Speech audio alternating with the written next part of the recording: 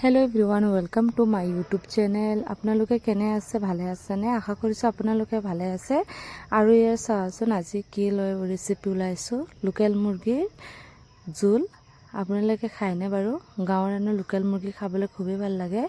আজি এটা লোকেল মুৰ্গী নহয়, দুটা লোকেল মুৰ্গী লৈ বহিছোঁ। আৰু স্পেচিয়েলি কথাটো হ'ল আজি মাকৰ হাতৰ ৰন্ধা। আপোনালোকেতো খুবেই ভাল পায়, যিমান মানুহ আছে সকলো মাকৰ হাতত ৰন্ধা মানে খাবলৈ বহুতো পচন্দ কৰে। আজি মাকৰ হাতৰ ৰন্ধা খাম, মাকৰ ঘৰলৈ আহিছোঁ বুলি।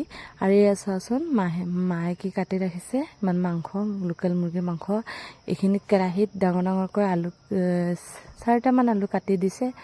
প্ৰথমতে ভাজি কৰি লৈছে আৰু মাংসখিনি এতিয়া গোটেইকেইটা যিমান মছলা আছে দি পেলাই সানি ল'ব। ইয়াত দিছে মিঠাতেল, নিমখ আৰু মাংস আছে। এতিয়া জিৰা গুড়া দিব ইয়াত। আপোনালোকে চাব দেই, এনেকুৱা ৰেচিপি বনায়, যেনেকুৱা বনায় মায়ে। মাৰ হাতৰ ৰন্ধাটো খাই পেলাই বহুতেই ভাল লাগে আৰু মোৰ বহুতে খুবেই পচন্দ কৰোঁ। আৰু আজি বনাব লোকেল মুৰ্গী, তেতিয়াহ'লে আপোনালোকেতো জানে খুবেই ভাল লাগে খাই। আৰু ইয়াত চোৱাচোন পেষ্ট কৰি মছলা দিছে, আদা, নহৰু, পিঁয়াজ, জলকীয়া, কেঁচা জলকীয়া পেষ্ট কৰি ৰাখাখিনি দি দিছে আৰু ধুনীয়াকৈ সানি লৈছে ইয়াত মছলাকেইটা।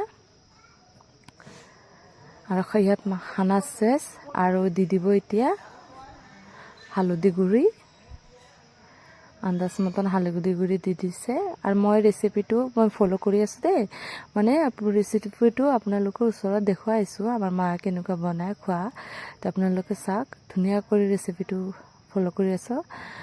আৰু মই এনেকুৱা বনাব নাজানো, যিমান হওক মাক হয় নাই বাৰু, যিমান হওক কমেই পাৰিম, মাৰ পৰা বেছি নোৱাৰোঁ। এয়া চাওকচোন ইমান ধুনীয়া বনাইছে আজি মাংস। আৰু টেষ্টিটো হ'বই, লোকেল মুৰ্গীৰ ওপৰ ফালে বুলিছে ক'বতো নালাগে। আৰু ইয়াত চোৱাচোন, আৰু ইয়াত দি দিছে মাংসখিনি ধুনীয়া কৰি দি দিছে। এইটো কেৰাহীৰ মাজত মাংসখিনি ভাজি ল'ব ধুনীয়া কৰি, লাহে লাহে কৰি ভাজি ল'ব। মই ওপৰ ফালে ভিডিঅ'টো কৰি আছোঁ। আৰু এই চোৱা, চৌকাত বনাইছে দেই, মাকৰ ঘৰৰ চৌকাত বনাই ধুনীয়া কৰি। আৰু এইটো মাটিৰ চৌকা নহয়, চিমেণ্টৰ চৌকা। চাওকচোন অৰিজিনেল খৰি দি ধুনীয়া কৰি চৌকাত বনোৱা মাংস, বেলেগ আলাদাই এটা কিবা এটা টেষ্ট, বেলেগে টেষ্ট খাই পেলাই লাগে। আৰু ইয়াতে লাৰি পেলাই ঢাকি দিব 15 মিনিটৰ কাৰণে।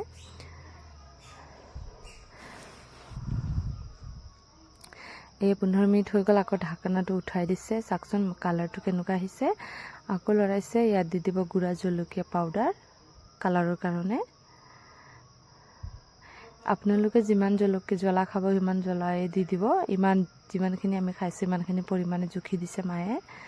আৰু এয়া লাৰিছে ধুনীয়া কৰি। আৰু অলৰেডি এনেকুৱা মানে হৈয়ে গৈছে, ভাজিকেইটা কৰিও হৈ গৈছে। এতিয়া জোল দিয়াৰ সময় আহিছে। এতিয়া মায়ে জোল দি দিব। আৰু বিহুৰ দিনাখন এনেকৈ লোকেল মুৰ্গী, ঘৰৰ মুৰ্গী, লোকেল মুৰ্গী খাই খুবেই ভাল লাগে। আৰু বিহু বুলি কথা, মাঘৰ বিহু খোৱাই খোৱা, কিমান খাবা। আৰু এই জোলকেইটা দি দিলে আৰু ইয়াত জোল হ'ব। আৰু ইয়াত জোল দি দিছে আৰু 15-20 মিনিটমান উতলিব। উতলাৰ পিছত অলৰেডি হৈ যাব। আপোনালোকে এনেকুৱা মাংস খাবচোন, বনাই খুবেই ভাল লাগে। আৰু ময়ো আজি নতুন এটা ৰেচিপি আপোনাৰ লগত দিছোঁ বাৰু। ভাল লাগিলে প্লিজ মোৰ ভিডিঅ'টো লাইক কৰি দিব, কমেণ্ট কৰি জনাব। আৰু মোৰ নতুন চেনেল ছাবস্ক্ৰাইব কৰি দিব। আৰু লাষ্টত দি দিছোঁ গৰম মছলা। এছে গৰম মছলা এড কৰিছে। আৰু মাংসখিনি অলপ জোল থাকিব, কিয় লোকেল মুৰ্গীত অলপ জোল থাকিব লাগে, তেতিয়া খাই ভাল লাগে। আজি মোৰ ভিডিঅ'টো ইমানতে শেষ কৰিছোঁ। বাই।